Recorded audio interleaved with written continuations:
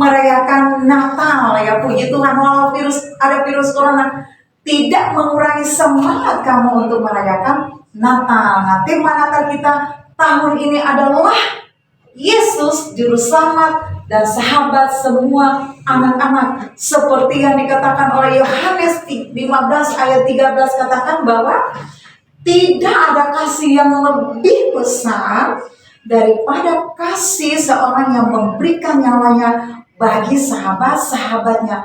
Kamu tahu kasih siapakah itu? Kasih yang terbesar bagi kamu dan saya, bagi dunia ini adalah kasih siapa? Kasih Allah.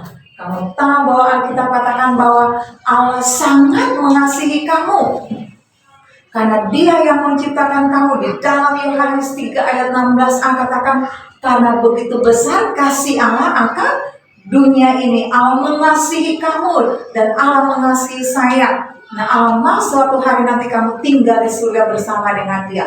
Nah, di surga Alkitab katakan jalan-jalannya terbuat dari emas murni, bening seperti kaca. Di surga tidak ada kesedihan. Di surga tidak ada sakit penyakit. Di surga tidak ada kelaparan, tidak ada orang jahat. Nah, di surga juga tidak ada virus corona. Di surga juga tidak ada banjir bandang, tidak ada kebakaran, dan tidak ada kematian. Hebat ya. Di surga semua orang hidup senang dan bahagia untuk selama-lamanya. Dan Allah mau suatu hari nanti kamu tinggal di surga bersama dengan Dia. Tapi di surga itu tempat tinggal Allah yang kudus. Orang berdosa tidak bisa masuk ke surga. Tetapi dengarkan baik-baik, Allah sangat mengasihi kamu.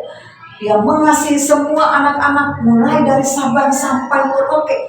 Itulah sebabnya Dia katakan bahwa Yesus Juru Selamat dan sahabat semua anak-anak yang ada di Sabang sampai Merauke. Anak-anak yang ada di mana saja, kita lihat dulu. Yang ada di mana? Yang ada di Sumatera, Jawa, di Pulau Dewata, NTB. Tepuk tangan buat anak-anak yang ada di sana. Anak-anak yang ada di mana juga? Anak-anak yang ada di Kalimantan, di Sulawesi, di Nias, Mentawai, bahkan yang ada di Pulau Sumba. Tepuk tangan buat anak-anak yang ada di mana lagi? Wah, ternyata banyak ya. Anak-anak yang ada di Maluku, di NTT, di Papua, Palu, Gorontalo. Tepuk tangan juga. Bahkan dikatakan bahwa Yesus Juru Selamat dan sahabat semua anak-anak. Ya, bukan saja anak-anak yang tadi di Kak Kun sudah sebutkan ya, tapi ada banyak anak-anak yang ada di berbagai provinsi yang Kak Kun tidak sebutkan hari ini ya. Tapi semua anak-anak itu dicintai oleh Tuhan Yesus, karena kamu adalah sahabat terbaik Tuhan Yesus. Nah, anak-anak yang apa saja? Tentu, coba kalian melihat yang rambutnya keriting. Ada yang rambutnya keriting? Tuh, yang sana kan rambutnya keriting. Juga yang rambutnya lurus, yang kulitnya putih. Wah, ada yang kulitnya putih di sini? Banyak ya. Dan ada juga kulitnya hitam manis. Hitam tapi manis. Hitam manis, manis sekali. Yang seng ada lawang ya. Tepuk tangan dulu untuk anak-anak yang apa? Yang matanya belok, yang matanya sipit, yang hidungnya mancung, hidungnya pesek. Wah, hidungnya pesek. Ya, maksudnya mancung ke dalam ya. Dan juga anak-anak yang ada di pedalaman, anak-anak yang ada di desa, yang ada di kota besar, anak-anak yang ada di panti-panti asuhan, yang ada di rumah sakit, yang ada di penjara, anak-anak yang ada di tempat-tempat pengungsian, anak siapa saja yang ada di seluruh Indonesia. Yesus sahabat terbaik dan juru selamat kamu. Tetapi Alkitab katakan semua anak-anak yang ada di seluruh Indonesia itu adalah orang berdosa. Wah, ya, seperti Alkitab katakan dalam Roma 3 ayat 23 katakan semua orang telah berbuat dosa dan telah kehilangan kemuliaan Allah. Semua orang, artinya semua anak-anak yang ada di seluruh provinsi, yang ada di seluruh Indonesia adalah orang berdosa.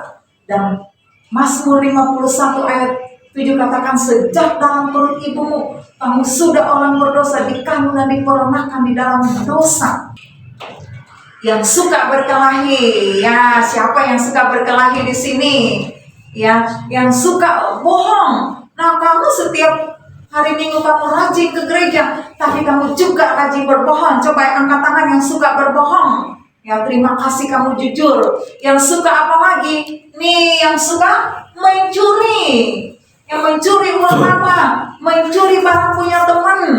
Dan juga apa yang suka kamu lakukan? Suka melawan orang tua, tidak taat kepada orang tua, selalu melawan dan memberontak kepada mama papamu. Kamu juga apa? Malas ke gereja. Kamu suka malas berdoa, malas baca Alkitab. Dan kamu juga suka omong kotor.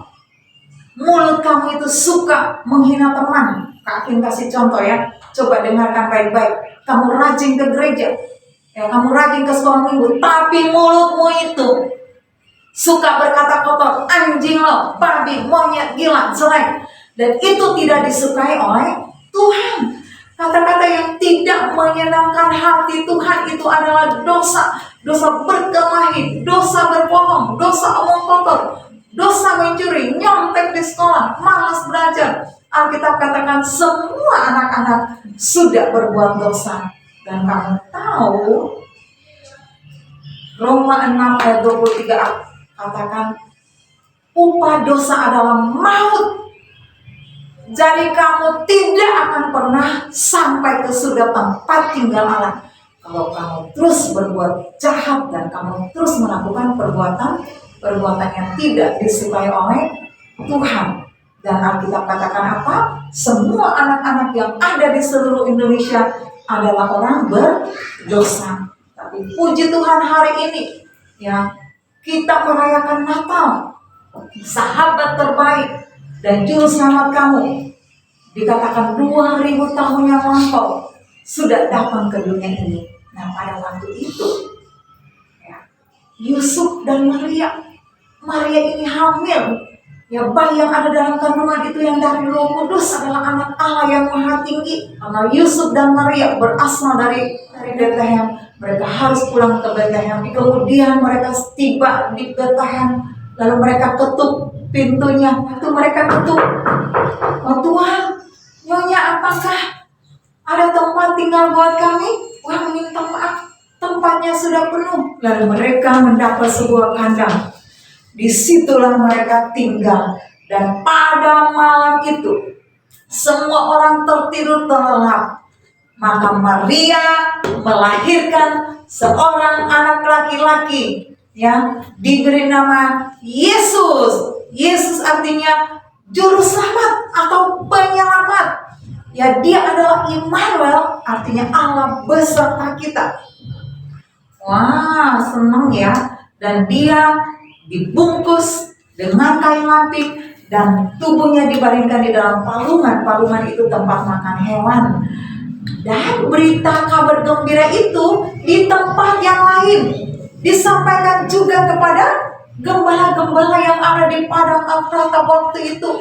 Ya, malaikat datang dari surga dan gembala-gembala sangat terkejut. Mereka takut melihat langit terang benderang. Lalu malaikat katakan, jangan takut, ya, sebab aku membawa kabar kesukaan bagi dunia ini. Hari ini telah lahir bagimu juru selamat, yaitu Kristus Tuhan yang ada di kota Daud. Kalian akan pergi dan menjumpai seorang bayi yang dibungkus dengan kain lapik dan dibaringkan di dalam tempat makan hewan yang disebut palungan.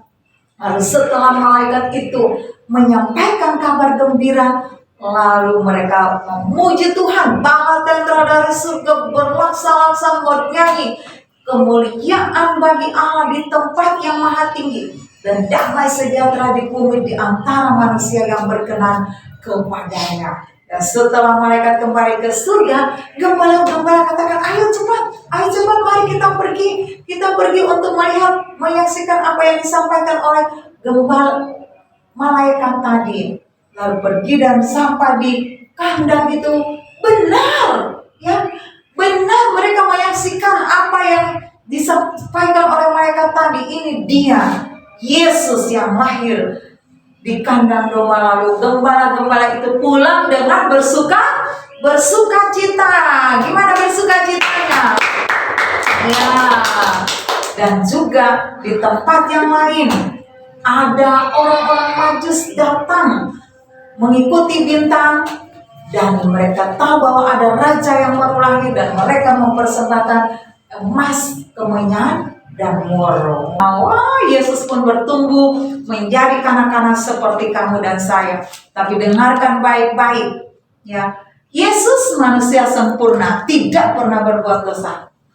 Yesus juga anak Allah, kamu orang berdosa.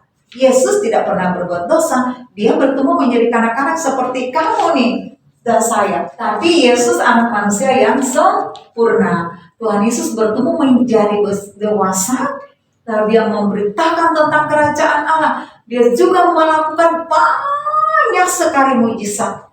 Dia memberi makan 5.000 orang dengan berapa roti dan berapa ikan?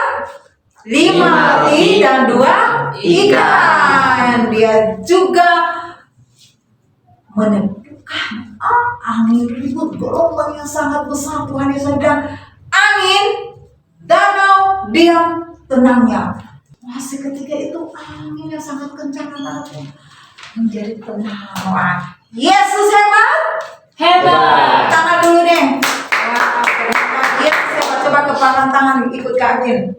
Yesus hebat, hebat. Hebat. Yesus hebat, hebat. Wow, dia juga membangkitkan orang mati. Ya, tapi ada orang-orang jahat, mereka nggak suka sama Yesus.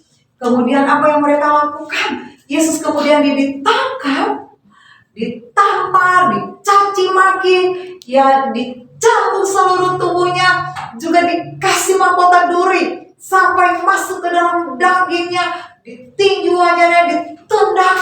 Lalu apa lagi yang mereka lakukan sama Tuhan Yesus? Dia harus memikul salibnya menuju Golgota, dan Alkitab katakan dia sangat menderita oleh karena dosa kamu dan dosa saya. Kamu tahu waktu tangan dan kakinya dipaku apa yang keluar? Darah. Waktu lambungnya ditusuk dengan tombak, darahnya keluar. Dan Alkitab katakan Ibrani 9 ayat 22b, dan tanpa penumpahan darah tidak ada pengampunan. Jadi dengarkan baik-baik, hanya dengan darah Yesus dosamu diampuni. Dengan darah siapa? Katakan darah Yesus. Darah Yesus yang dapat mengampuni dosa kamu. Darah mama, darah papa, darah kambing, darah domba tidak bisa. Hanya darah Yesus. Dengarkan baik-baik, berbuat baik, beramal, kasih uang yang banyak ke gereja, tidak akan mengampuni dosa kamu kecuali dengan darah siapa? Mana suaranya? Darah siapa? Darah Yesus. Tuhan Yesus mati, dikuburkan, tapi Alkitab katakan bahwa dia bangkit pada hari yang ketiga. Seperti 1 Korintus 15 ayat 3 dan 4 katakan, Yesus benar-benar mati sesuai kitab suci. Yesus benar-benar dikuburkan dan dia benar-benar bangkit pada hari ketiga, dan sekarang dia sudah naik untuk selamatkan semua anak-anak. Wah, tepuk tangan dong buat Tuhan Yesus. Yesus menyambut semua anak-anak yang percaya kepadanya untuk suatu hari tinggal di surga bersama dengan dia. Anak-anak yang ada di seluruh Indonesia, mulai dari Sabang sampai Merauke. Yesus juru selamat dan sahabat terbaik kamu. Sahabat waktu kecil, waktu remaja, pemuda, dewasa sampai pulang ke surga. Sahabat yang tidak pernah meninggalkan kamu. Kak Tim mau kasih tahu nih, bagi kamu yang sudah jadi anak Tuhan Yesus, ya, jangan pernah tinggalkan Tuhan Yesus. Jangan pernah menyangkal Tuhan Yesus. Ingat baik-baik, kalau ada orang datang lalu katakan, nanti saya kasih sekolah kamu, kuliah sampai kamu jadi sarjana, dari dokter, tapi kamu harus menyangkal Yesus. Katakan apa?